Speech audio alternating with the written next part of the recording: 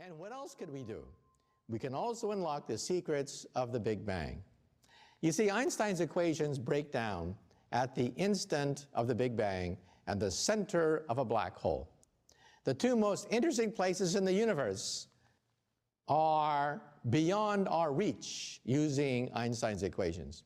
We need a higher theory, and that's where string theory comes in. String theory takes you before the Big Bang, before Genesis itself.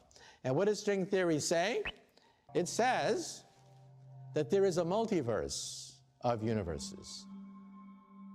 Where did the Big Bang come from? Well, Einstein's equations give us this compelling picture that we are like insects on a soap bubble, a gigantic soap bubble which is expanding, and we are trapped like flies on flypaper. We can't escape the soap bubble, and that's called the Big Bang theory. String theory says there should be other bubbles out there in a multiverse of bubbles. When two universes collide, it can form another universe.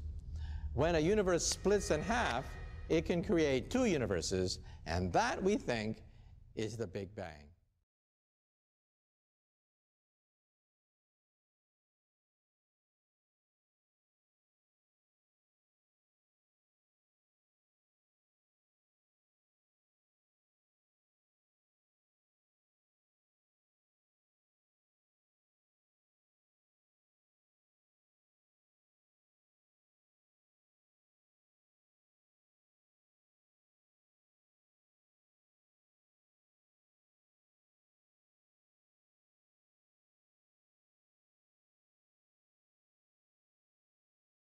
Deja vu is a phenomenon that all of us have experienced, that eerie feeling when you walk into a room or enter a new situation and you say to yourself, I've been here before. I mean, everything here is familiar. It turns out that we can actually induce forms of deja vu in subjects in experiments. So there is a theory that says that deja vu simply elicits fragments of memories that we have stored in our brain, memories that could be elicited by moving into an environment that resembles something that we've already experienced. So we don't have to invoke parallel universes, we don't have to invoke the multiverse in order to explain most deja vu. However, it does raise the other question. Is it ever possible, on any scale, to perhaps flip between different universes? And the answer there is actually rather unclear.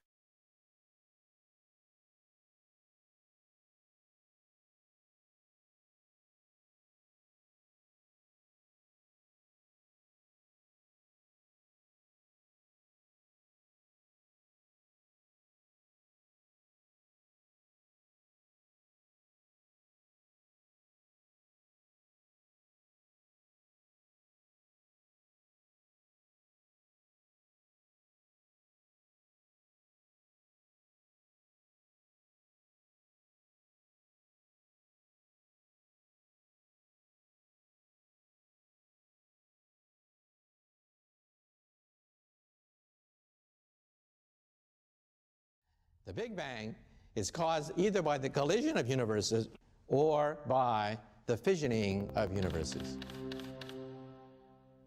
If there are other dimensions, if there are other universes, can we go between universes?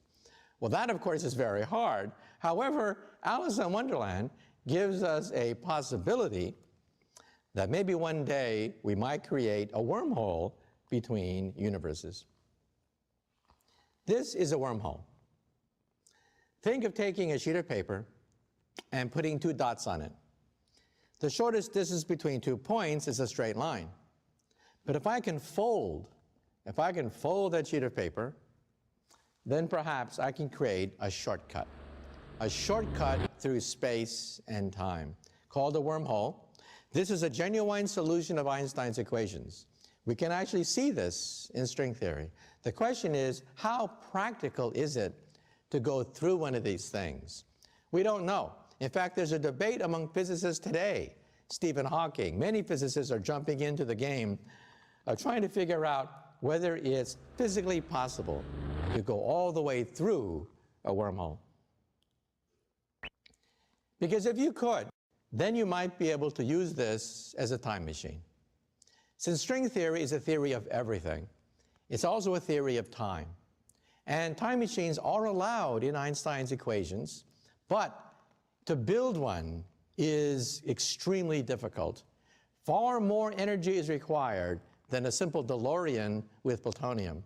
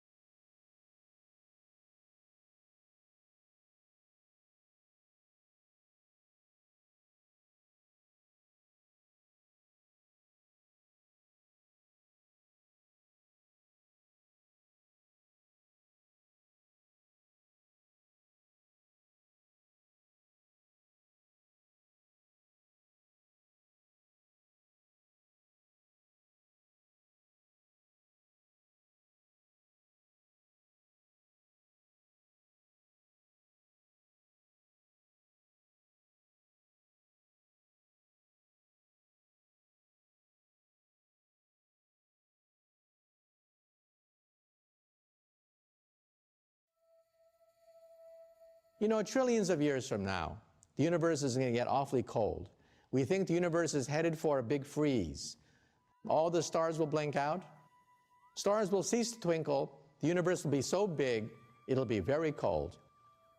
At that point, all intelligent life in the universe must die. The laws of physics are a death warrant to all intelligent life. There's only one way to escape the death of the universe, and that is leave the universe. We are now, of course, entering the realm of science fiction, but at least we now have equations, the equations of string theory, which will allow us to calculate if it is possible to go through a wormhole, to go to another universe where it's warmer, and perhaps we can start all over again.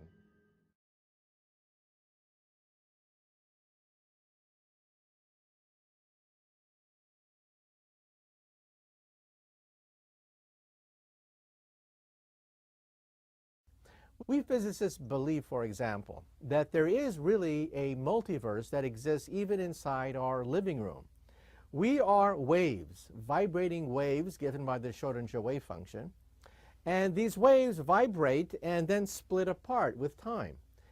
Steve Weinberg, winner of the Nobel Prize, compares it to the following. Think of radio. If you're inside your living room listening to BBC radio, that radio is tuned to one frequency. But in your living room, there are all frequencies. Radio Cuba, Radio Moscow, the top 40 rock stations. All these radio frequencies are vibrating inside your living room, but your radio is only tuned to one frequency. Now, in other words, when two universes are in phase, they are coherent, and you can move back and forth. But as time starts to evolve, these two universes decouple. They start to vibrate at different frequencies. They can no longer interfere with each other. So why is it that your radio cannot listen to Radio Moscow? Why isn't it possible for your radio to listen to all frequencies? Because your radio is decohered. It is no longer vibrating in unison with these other frequencies. And the same thing in quantum physics. We consist of atoms.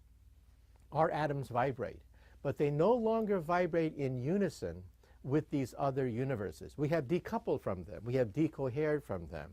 So in other words, déjà vu is probably simply a fragment of our brain eliciting memories and fragments of previous situations. However, in quantum physics, there really are, in some sense, parallel universes surrounding us. The problem is we can't enter them because we have decohered from them. We're no longer vibrating in unison.